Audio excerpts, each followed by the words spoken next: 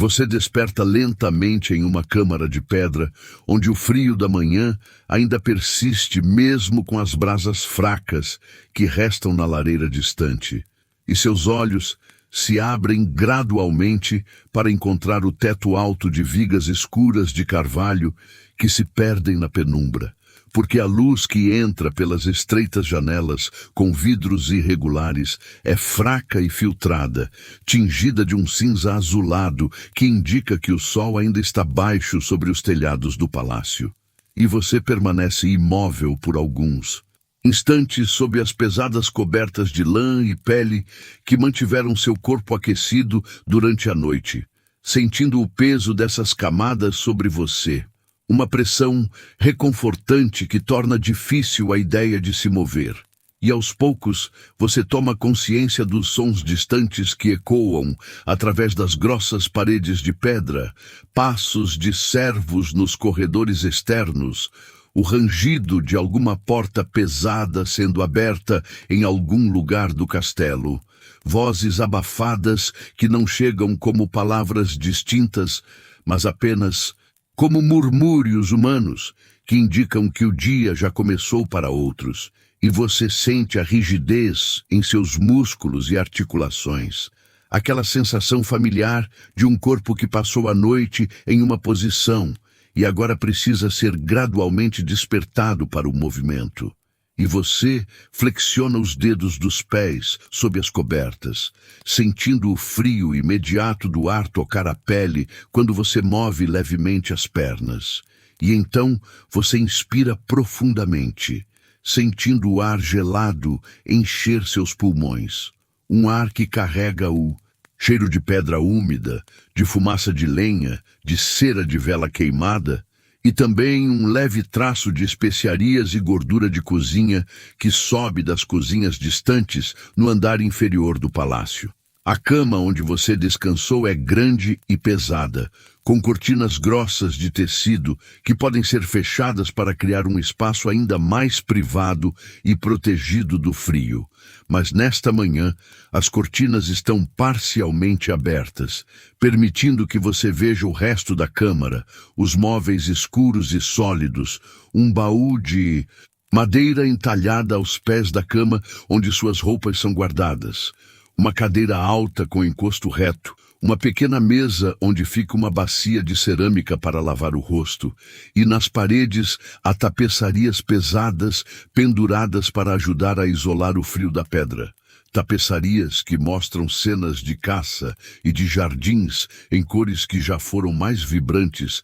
mas que agora estão levemente desbotadas pelo tempo e pela fumaça acumulada de incontáveis lareiras. E você observa essas imagens familiares, enquanto sua mente emerge lentamente do sono, reconhecendo cada detalhe que você já viu centenas de vezes. O veado capturado pelos cães na tapeçaria à esquerda, as damas com seus vestidos longos colhendo flores na tapeçaria à direita. E esses detalhes são tão conhecidos que exigem zero esforço mental para processar. Eles simplesmente existem como parte do cenário permanente de sua vida. Você finalmente reúne a determinação necessária para afastar as cobertas pesadas. Um movimento que requer esforço genuíno, porque o peso combinado da lã e das peles é considerável. E imediatamente o ar frio da câmara toca seu corpo através da camisa de linho que você usou para dormir, uma peça simples e longa que oferece alguma proteção, mas não o suficiente contra o frio de uma manhã de inverno em um palácio de pedra. E você se senta na borda da cama, seus pés descalços tocando as tábuas de madeira do chão que estão geladas ao toque, e você permanece assim por um momento, simplesmente sentado, deixando que seu corpo se ajuste à posição vertical, sentindo a gravidade puxar seu sangue para baixo, uma leve tontura passageira que sempre acompanha o movimento de deitar para sentar após horas de sono horizontal. E você passa as mãos pelo rosto, sentindo a textura de sua própria pele ainda morna do calor da cama. e você boceja amplamente, sua mandíbula se abrindo ao máximo, enquanto o ar frio enche sua boca e garganta. E então você esfrega seus olhos com as palmas das mãos, vendo estrelas coloridas explodirem atrás de suas pálpebras fechadas devido à pressão. A luz que entra pelas janelas está gradualmente ficando mais clara, mudando de cinza para um branco pálido enquanto o sol sobe. E você pode ver partículas de poeira flutuando nos raios de luz, pequenos pontos que dançam e giram em correntes de ar invisíveis. E você observa essas partículas por alguns momentos, sem pensar em nada particular, apenas existindo no estado de semiconsciência que marca a transição entre o sono e a vigília completa. E então você se levanta, seu corpo protestando levemente com o movimento, uma rigidez nas costas e nos joelhos que é normal para qualquer pessoa nesta época, onde os colchões são preenchidos com palha ou penas, mas ainda assim não oferecem o tipo de suporte que corpos realmente precisariam. E você caminha aos poucos passos até a mesa onde fica a bacia de cerâmica, seus pés descalços fazendo sons suaves sobre as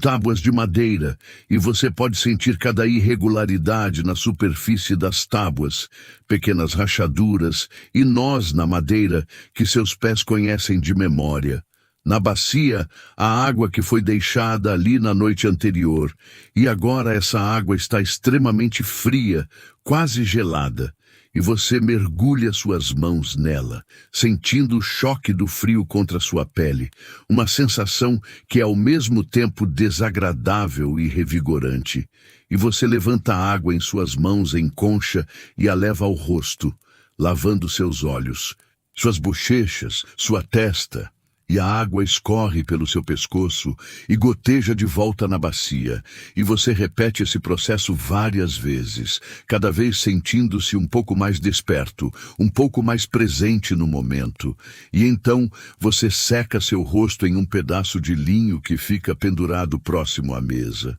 Um tecido áspero, mas limpo, que absorve a umidade. E você se olha brevemente no pequeno espelho de metal polido que fica apoiado na parede, vendo seu próprio reflexo distorcido e escurecido na superfície não perfeitamente lisa, características familiares que você reconhece sem interesse particular, apenas confirmando sua própria existência física antes de prosseguir com as tarefas da manhã. Você vai até o baú aos pés da cama e o abre, as dobradiças de metal rangendo levemente, um som que ecoa na câmara silenciosa. E dentro do baú estão suas roupas dobradas cuidadosamente, peças de tecido pesado em cores sóbrias apropriadas para alguém de sua posição na corte, e você retira as peças uma por uma. Primeiro as calças de lã grossa, depois uma túnica de lã mais fina para ser usada sob a túnica externa. E então você começa o processo lento de se vestir, removendo primeiro a camisa de dormir e ficando nu por um momento no ar frio da câmara, sua pele se arrepiando instantaneamente, e então você veste rapidamente a roupa de baixo, sentindo o tecido áspero contra sua pele, e depois as calças, puxando-as e amarrando o cordão na cintura, e então a túnica interna, passando-a pela cabeça e ajustando-a sobre seu torso. E cada movimento é executado com a eficiência que vem da repetição diária. Seus dedos sabendo exatamente como amarrar cada nó, como ajustar cada dobra de tecido. E finalmente você veste a túnica externa, uma peça mais elaborada com mangas longas e um comprimento que chega até os joelhos, feita de lã de melhor qualidade e tingida de um azul profundo. E você ajusta um cinto de couro ao redor da cintura para manter tudo no lugar. E então você está vestido, pronto para enfrentar o dia que se estende à frente. Você caminha até a porta pesada de carvalho de sua câmara e a abre, empurrando contra seu peso considerável, e sai para o corredor do palácio, um espaço longo e estreito com paredes de pedra e um teto abobadado que amplifica cada som. E há tochas acesas em suportes de ferro ao longo das paredes, embora nesta hora da manhã também haja luz natural entrando por janelas mais amplas em intervalos regulares. E você pode ver outros membros da corte começando suas atividades matinais, figuras vestidas de forma similar, movendo-se pelos corredores com propósito variado. Alguns claramente a caminho da capela para as orações matinais, outros indo em direção aos salões principais ou às suas próprias tarefas administrativas, e você se junta a esse fluxo lento de pessoas, seus passos ecoando suavemente enquanto você caminha sobre as pedras frias do chão. E o ar aqui no corredor está um pouco mais quente que em sua câmara, aquecido pela combinação de corpos humanos e das tochas acesas, embora ainda esteja longe de ser confortável, e você sente o tecido pesado de suas roupas começando a absorver o calor de seu próprio corpo, criando uma camada de isolamento que gradualmente torna a temperatura mais tolerável. Você desce uma escada em espiral, seus pés encontrando automaticamente o centro de cada degrau de pedra desgastado por séculos de uso, a superfície polida e levemente côncava onde incontáveis outros pés pisaram antes do seu, e uma mão toca a parede de pedra fria enquanto você desce, mais por hábito do que por necessidade real de equilíbrio, e a escada emerge em um corredor mais amplo do andar inferior, onde o movimento de pessoas é mais intenso, servos carregando jarras de água e cestas de pão, pajens correndo em suas diversas incumbências, e você continua caminhando até chegar ao grande salão onde as refeições são servidas. Uma câmara vasta com teto extremamente alto, sustentado por colunas grossas de pedra, e no centro do salão há uma longa mesa que pode acomodar dezenas de pessoas, feita de tábuas grossas de carvalho escurecido pelo tempo e por incontáveis refeições. E ao redor dessa mesa principal há outras mesas menores, dispostas em um padrão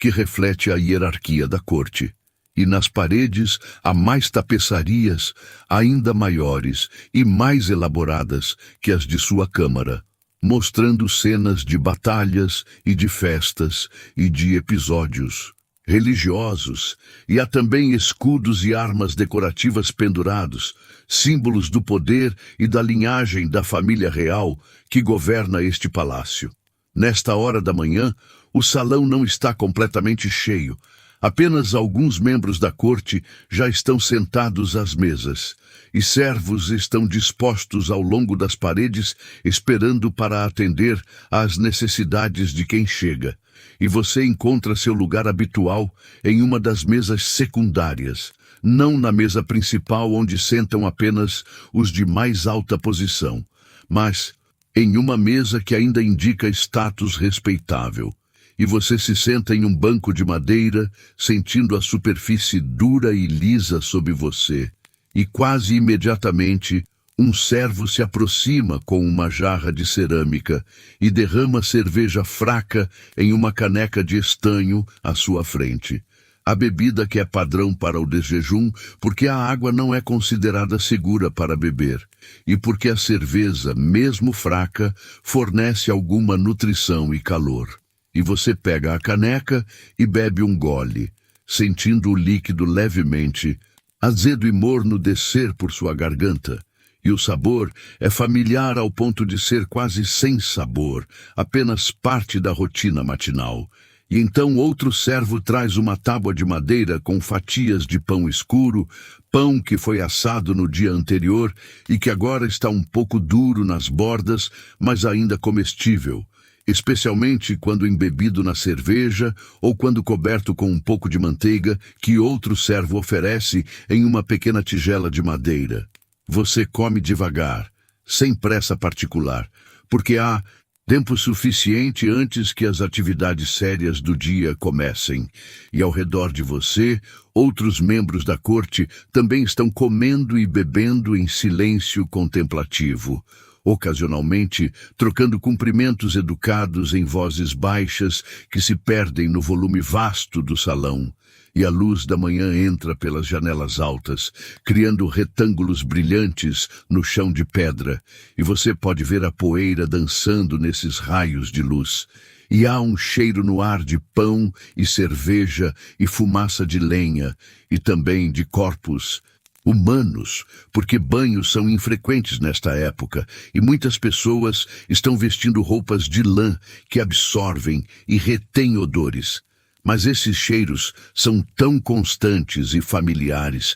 que sua consciência deles é apenas periférica. Eles são simplesmente o cheiro de estar vivo em um palácio medieval. Nada mais notável do que o cheiro de pedra ou de madeira. E você continua comendo seu pão, pedaço por pedaço, mastigando completamente antes de engolir, e bebendo mais cerveja entre as mordidas e... O processo de comer é em si meditativo, uma atividade repetitiva que não requer pensamento complexo, apenas a execução de ações simples, uma após a outra. Após completar o desjejum, você permanece sentado por mais alguns minutos, porque não há urgência em se mover. E você observa o salão gradualmente se encher mais à medida que outros chegam. E há uma qualidade quase ritualística nesse processo de pessoas chegando, encontrando seus lugares, sendo servidas, comendo, conversando em tons baixos. E então, eventualmente, você se levanta e um servo imediatamente se aproxima para limpar o espaço que você ocupou, removendo a tábua de pão e a caneca vazia. E você caminha de volta através do salão em direção a outra parte do palácio. Seus passos lentos e medidos, e você sobe outra escada, esta mais larga e com degraus mais rasos, uma escada destinada ao uso de pessoas de posição mais elevada, e você emerge em um corredor onde as portas levam a várias câmaras administrativas e de função. E você entra em uma dessas câmaras, onde você tem deveres relacionados à organização dos banquetes, que são uma parte central da vida da corte, e esta câmara é menor que o grande salão, mas ainda assim espaçosa, com uma mesa grande coberta de pergaminhos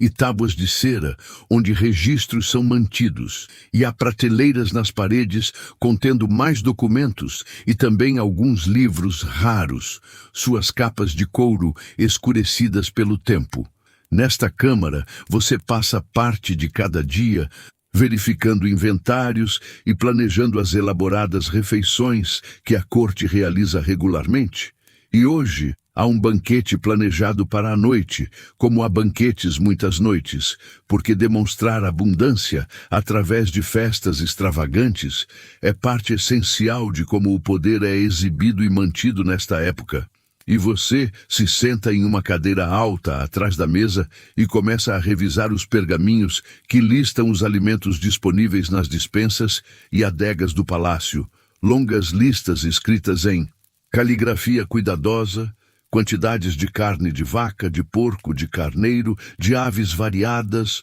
quantidades de pão branco e escuro, quantidades de vinho tinto e branco, quantidades de especiarias preciosas como canela e gengibre e açafrão, e você passa os dedos pelas linhas de texto, verificando números, comparando com os planos para o banquete da noite, calculando mentalmente se haverá quantidade suficiente de cada item. E o trabalho é meticuloso, mas não particularmente difícil, apenas requerendo atenção aos detalhes e uma compreensão de quantos convidados tipicamente consomem durante essas festas prolongadas. O tempo passa lentamente nesta câmara silenciosa, marcado apenas pela mudança gradual do ângulo da luz solar que entra pela janela, criando um quadrado brilhante que se move pela parede oposta e depois pelo chão enquanto o sol atravessa o céu.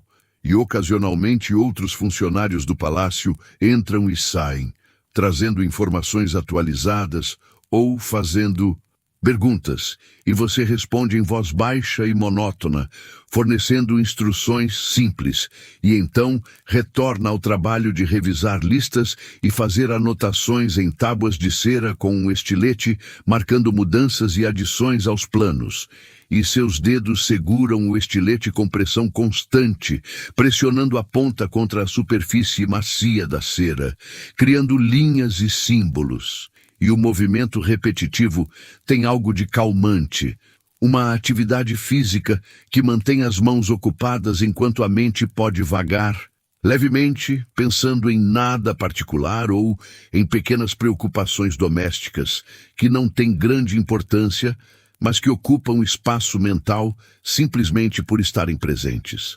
Eventualmente, chega a hora do meio-dia e você se levanta de sua cadeira, sentindo novamente a rigidez que vem de ficar sentado em uma posição por tempo prolongado. E você estica seus braços acima da cabeça, sentindo as articulações dos ombros estalarem levemente, e então você sai da câmara e retorna ao grande salão, onde a refeição do meio-dia está sendo preparada, e desta vez o salão está muito mais cheio, com quase todos os lugares ocupados, e há mais movimento e energia comparado com a quietude da manhã. Vozes conversando em volume mais alto, risos ocasionais ecoando sob o teto alto, e você retorna ao seu lugar habitual, e mais servos aparecem, desta vez trazendo tigelas de sopa grossa feita com vegetais, e grãos e pedaços pequenos de carne, e também mais pão, desta vez pão fresco, que ainda está levemente morno do forno, e você come a sopa lentamente, usando uma colher de madeira para levantar pequenas porções à sua boca, soprando sobre o líquido quente antes de sorver, e o sabor é rico e substancial, com temperos que incluem sal e ervas, que você não consegue identificar especificamente, mas que criam um perfil familiar e reconfortante. Durante a refeição do meio-dia, há mais conversação comparado com o desjejum, pessoas discutindo assuntos da corte, notícias que chegaram de outras partes do reino, fofocas leves sobre quem foi visto com quem, comentários sobre o clima e as colheitas e outros tópicos que são simultaneamente importantes e triviais, dependendo da perspectiva, e você participa ocasionalmente dessas conversas quando alguém dirige uma pergunta ou comentário em sua direção. Mas, principalmente, você come em silêncio contemplativo, ouvindo as vozes ao redor sem se envolver profundamente, e a refeição continua por talvez 1 hora, talvez. Mas o tempo medido não por relógios que são raros e imprecisos, mas pela quantidade de comida consumida e pelo ritmo natural de saciedade que eventualmente chega, e então, gradualmente, as pessoas começam a se levantar e se dispersar, retornando às suas várias atividades, e você também se levanta, sentindo-se agradavelmente cheio, mas não desconfortavelmente assim. E você caminha novamente pelos corredores do palácio, desta vez sem destino particular, apenas movendo-se porque ficar sentado por mais tempo seria entorpecente. Você encontra-se eventualmente em uma galeria aberta que dá para um pátio interno do palácio, onde há um jardim pequeno com canteiros de ervas e algumas árvores frutíferas ainda sem folhas nesta estação. E você se apoia contra uma coluna de pedra e observa o pátio abaixo, onde alguns servos estão trabalhando, carregando água de um poço, varrendo folhas mortas que se acumularam em cantos. E o ar aqui é mais fresco que dentro do palácio, com uma brisa leve que carrega o cheiro de terra úmida e pedra fria, e você respira profundamente, enchendo seus pulmões com esse ar exterior, e permanece ali, simplesmente observando por um tempo indeterminado, deixando seus pensamentos vagarem sem direção, e há uma qualidade quase sonhadora nesse estado, uma suspensão entre estar ocupado e estar ocioso, entre ter propósito e estar à deriva, e você eventualmente percebe que está ficando com frio parado ali na brisa, e então você volta para dentro, retornando aos corredores aquecidos, onde tochas acesas nas paredes fornecem tanto luz quanto calor. A tarde passa de maneira similar à manhã, com você retornando à Câmara Administrativa para continuar o trabalho de preparação para o banquete da noite, verificando mais listas, enviando mensagens aos cozinheiros sobre detalhes específicos, consultando com outros funcionários sobre a disposição das mesas e a ordem de serviço dos pratos, e todo esse trabalho é executado com atenção metódica, mas sem excitação particular, porque banquetes acontecem com frequência suficiente para que o processo de preparação seja completamente rotineiro. E você sabe exatamente o que precisa ser feito e em que ordem. E há uma espécie de satisfação tranquila em executar essas tarefas corretamente, em saber que quando a noite chegar, tudo estará organizado apropriadamente. Mas não é uma satisfação intensa ou emocionante, apenas a contentamento leve de competência profissional, aplicada a tarefas familiares, e as horas passam marcadas pela mudança da luz do sol através da janela, que gradualmente fica mais dourada, e depois alaranjada à medida que o dia avança em direção ao fim da tarde. E eventualmente você nota que as sombras no corredor lá fora estão ficando mais longas e mais escuras, indicando que o dia está se aproximando de seu fim e que em breve será a hora do banquete começar. Você retorna à sua câmara para se preparar,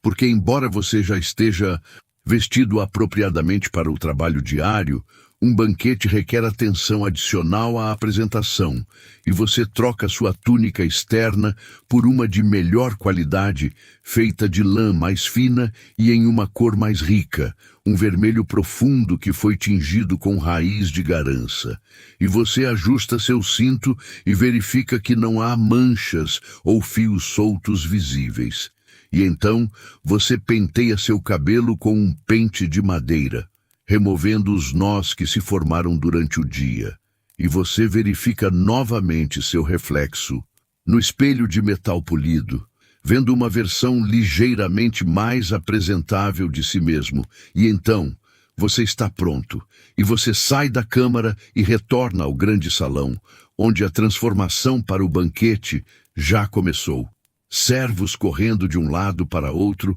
arrumando as mesas com toalhas de linho branco, colocando pratos e copos e facas, porque garfos ainda não são usados nesta época, e a maioria da comida será comida com as mãos, ou com pedaços de pão usados como utensílios improvisados. E há tochas sendo acesas em todos os suportes nas paredes, e também velas sendo colocadas nas mesas, criando uma iluminação muito mais abundante do que é o habitual durante o dia. E o salão gradualmente se enche de luz dourada e tremulante, que transforma a aparência do espaço, fazendo as tapeçarias parecerem mais vívidas e as pedras das paredes parecerem mais quentes. Os convidados começam a chegar à medida que a última luz do dia desaparece completamente das janelas. Membros da corte, vestidos em suas melhores roupas, cores brilhantes de azul e verde e vermelho e amarelo, tecidos de lã fina e seda para aqueles de mais alta posição, e também a visitantes de outras cortes e dignitários locais que foram convidados especialmente para este banquete, e há músicos se posicionando em uma galeria elevada no final do salão, carregando instrumentos como alaúdes e flautas e vielas, e gradualmente o salão se enche de vozes e risos e o som de pés sobre pedra, e você encontra seu lugar designado em uma das mesas secundárias, sentando-se entre pessoas que você conhece vagamente, trocando cumprimentos educados, e então há uma fanfarra de trombetas anunciando a chegada do senhor do palácio e sua família imediata. E todos se levantam enquanto eles entram em procissão e caminham até a mesa principal, elevada em uma plataforma no final do salão. E então, quando eles se sentam, todos os outros também se sentam, e o banquete oficialmente começa. Servos aparecem, carregando grandes travessas de prata e bandejas de madeira, e o primeiro curso é apresentado, que consiste em vários tipos de pães elaborados moldados em formas decorativas, alguns tintos com açafrão para criar uma cor dourada, e também há patês e pastas feitas de vísceras e especiarias, servidas em pequenas tigelas de cerâmica, e você pega um pedaço de pão e um pouco do patê e come lentamente, mastigando completamente. E servos circulam com jarras grandes de vinho, enchendo copos de estanho e vidro, e o vinho é tinto e forte e levemente azedo, não particularmente refinado, mas abundante, e você bebe um gole e sente o calor do álcool descendo por sua garganta e se espalhando pelo seu estômago. E ao redor de você conversas começam a fluir mais livremente à medida que o vinho relaxa línguas e inibições, e há risos e exclamações, e o barulho constante de pratos e copos sendo movimentados, e os músicos na galeria começam a tocar melodias lentas e repetitivas que fornecem um fundo sonoro agradável, sem dominar as conversas. E você come e bebe em ritmo constante, sem pressa, porque todos sabem que este será um evento longo, durando horas, com muitos cursos ainda por vir. O segundo curso chega após um intervalo apropriado, servos removendo os restos do primeiro curso e trazendo novas travessas, desta vez carregadas com aves assadas, galinhas e gansos e capões, suas peles douradas e crocantes, brilhando com gordura, e a carne é cortada nas cozinhas e servida em porções generosas, acompanhada de molhos espessos feitos com miolo de pão e vinho e especiarias. E você recebe sua porção e começa a comer, puxando a carne dos ossos com os dedos, porque não há outra maneira de fazer isso, e a gordura escorre pelos seus dedos e você os limpa periodicamente em pedaços de pão que depois come, aproveitando cada gota de gordura, porque gordura é valorizada nesta época como fonte concentrada de energia e sabor, e você bebe mais vinho, e seu copo é reenchido assim que fica meio vazio, servos circulando constantemente com suas jarras, e você começa a sentir o efeito acumulativo do álcool, uma leveza na cabeça, uma distância leve das preocupações normais, e ao redor de você as vozes estão ficando mais altas, as risadas mais frequentes, e alguns convidados já parecem visivelmente afetados pelo vinho, seus movimentos ficando menos coordenados, suas palavras começando a se arrastar levemente. Há uma pausa entre o segundo e o terceiro curso, um intervalo, onde músicos tocam uma peça mais longa e elaborada, e alguns convidados se levantam de suas mesas para circular pelo salão, conversando com pessoas em outras mesas, formando pequenos grupos que se dissolvem e se reformam em padrões fluidos, e você permanece sentado, sentindo-se agradavelmente saciado, mas também consciente de que há muito mais comida ainda por vir, e você bebe água de uma jarra que foi providenciada especificamente para esse propósito. Porque mesmo nesta época se entende que intercalar vinho com água ajuda a prevenir embriaguez completa muito cedo, embora muitos convidados ignorem essa sabedoria em favor de continuar bebendo vinho constantemente. E você observa o salão, a cena animada de cores e movimento, e luz de velas e sombras dançantes, e há algo ao mesmo tempo festivo e levemente melancólico sobre tudo isso, uma consciência de que este momento de abundância e celebração é temporário, que amanhã haverá um Retorno à rotina normal. Mas por agora todos estão suspendidos neste espaço de indulgência permitida. E então, os servos retornam com o terceiro curso. O terceiro curso é carne de caça, veado e javali, que foram caçados nas florestas do Senhor. E a carne é apresentada de maneira elaborada. Os animais reconstruídos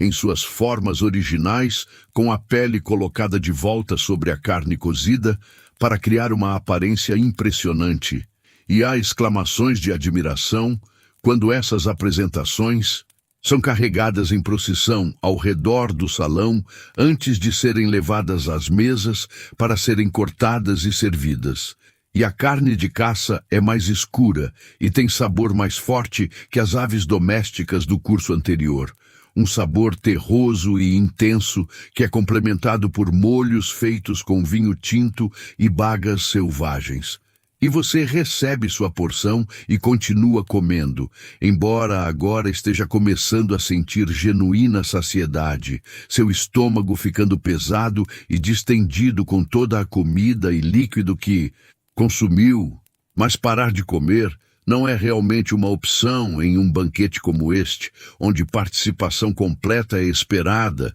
e onde recusar comida seria considerado uma ofensa à hospitalidade do anfitrião. E então você continua, mastigando e engolindo, bebendo mais vinho para ajudar a digestão. E ao redor de você, alguns convidados estão claramente lutando de forma similar, seus rostos ficando vermelhos e suados do esforço de continuar comendo. Há entretenimentos entre os cursos, malabaristas e acrobatas que se apresentam no espaço aberto no centro do salão, executando truques que provocam aplausos e gritos de incentivo. E também há um bobo da corte que faz piadas e imitações, algumas das quais são genuinamente engraçadas enquanto outras são apenas obscenas, mas em ambos os casos provocam risadas dos convidados cujas inibições foram completamente dissolvidas pelo vinho consumido.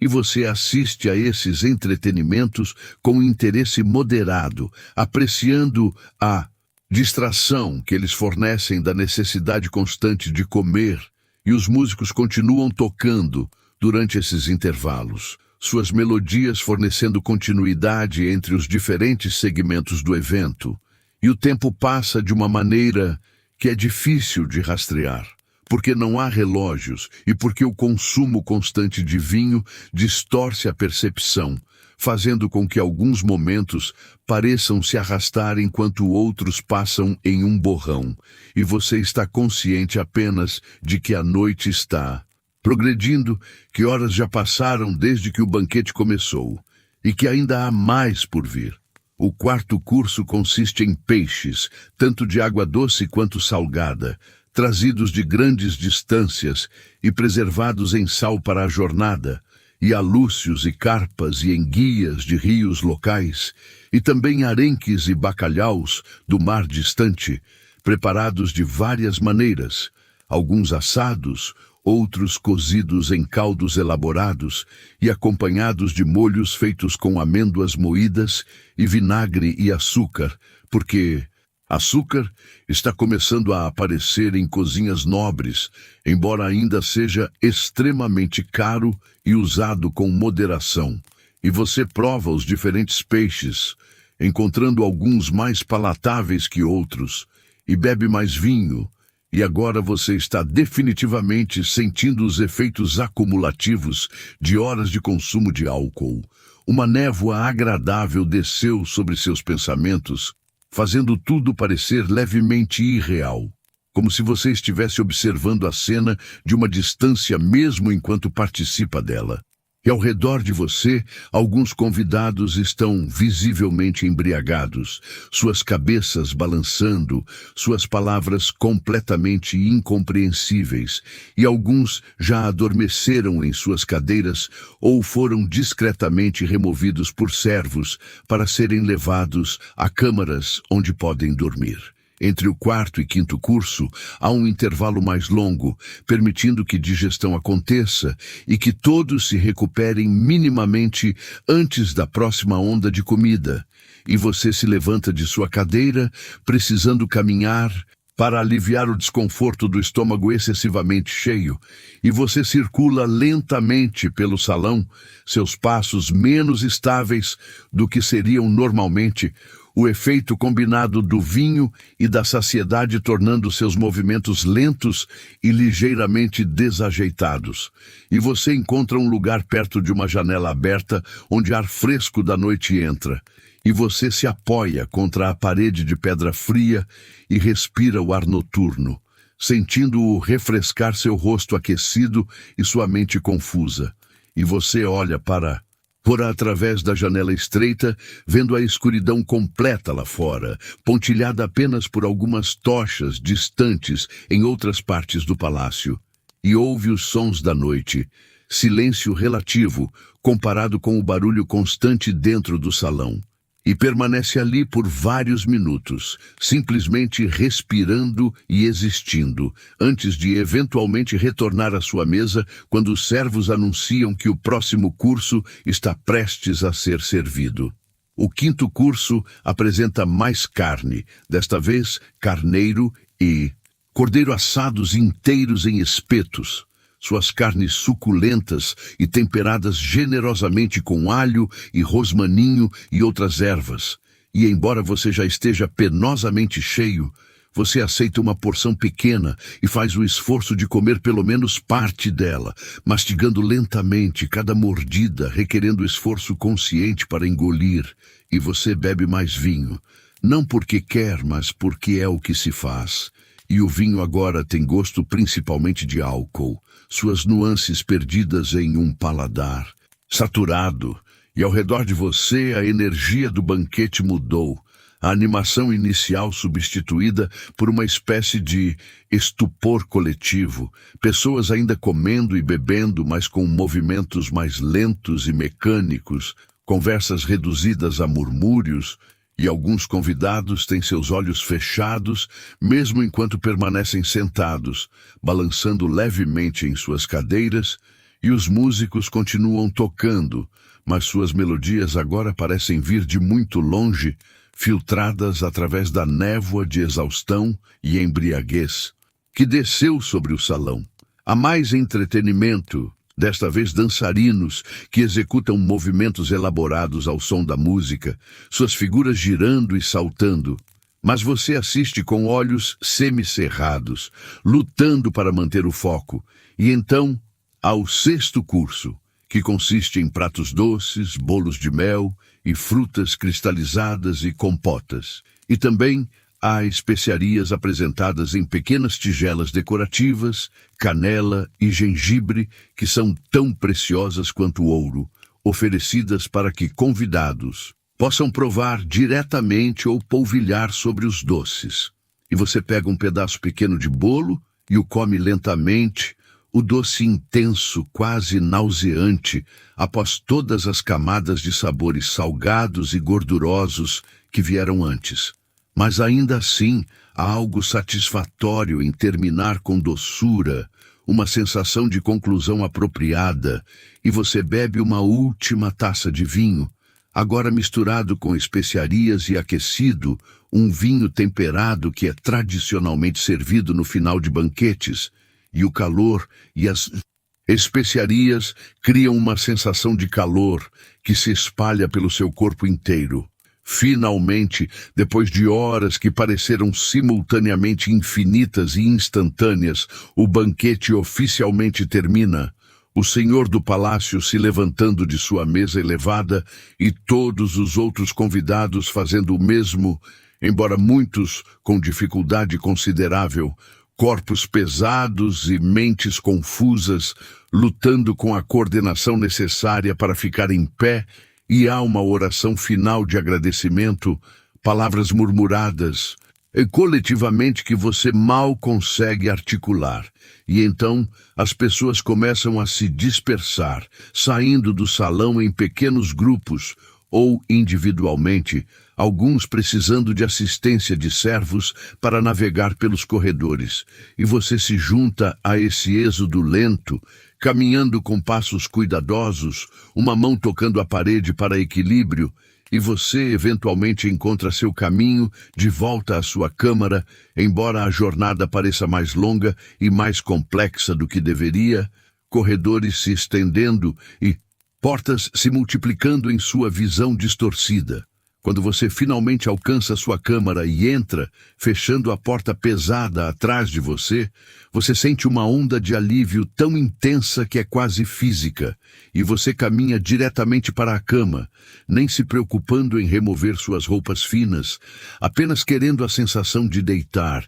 de não ter que manter seu corpo vertical, e você se deixa cair sobre o colchão, sentindo-o ceder sob seu peso, e você fica de costas, olhando para o teto escuro, que você mal pode ver na escuridão da câmara, onde apenas um pouco de luz de lua entra pelas janelas estreitas, e seu estômago está pesado e desconfortável, distendido com toda a comida e vinho que você consumiu. E você pode sentir seu coração batendo forte, pulsando em seus ouvidos, e sua cabeça está girando levemente quando você fecha os olhos, aquela sensação familiar de embriaguez, onde o mundo continua se movendo mesmo quando você está imóvel, e você sabe que amanhã haverá consequências, dor de cabeça e náusea e arrependimento geral. Mas por agora, você está simplesmente grato por estar deitado, por ter sobrevivido a mais um banquete interminável. Você permanece imóvel, respirando profundamente, tentando acalmar seu estômago revoltado, e gradualmente seus pensamentos começam a se fragmentar e se dissolver, a transição entre vigília e sono ficando cada vez mais difusa. E você está vagamente consciente de sons distantes no palácio, outras pessoas retornando às suas câmaras, vozes abafadas e passos ecoando através das paredes de pedra. E então, mesmo esses sons começam a desaparecer enquanto você desliza mais profundamente em direção ao sono. E sua última consciência coerente é de desconforto físico misturado com alívio, de que finalmente este dia interminável de indulgência excessiva chegou ao fim. E então você está dormindo, profunda e pesadamente, seu corpo desligando para processar tudo o que foi imposto a ele, e a câmara fica silenciosa, exceto pelo som de sua respiração profunda e ocasionalmente irregular. E lá fora, a lua continua sua jornada pelo céu noturno, indiferente aos excessos humanos que acontecem nas câmaras de pedra abaixo, e o palácio gradualmente se aquieta à medida que todos finalmente sucumbem ao sono. E a noite se estende longa e escura, e amanhã haverá outro dia similar, com mais comida e mais vinho e mais horas à mesa, porque esta é a vida na corte medieval, um ciclo interminável de banquetes e recuperação e preparação para o próximo banquete. E assim continua, dia após dia, estação após estação, ano após ano, e você dorme agora, pesada e completamente, e descansa.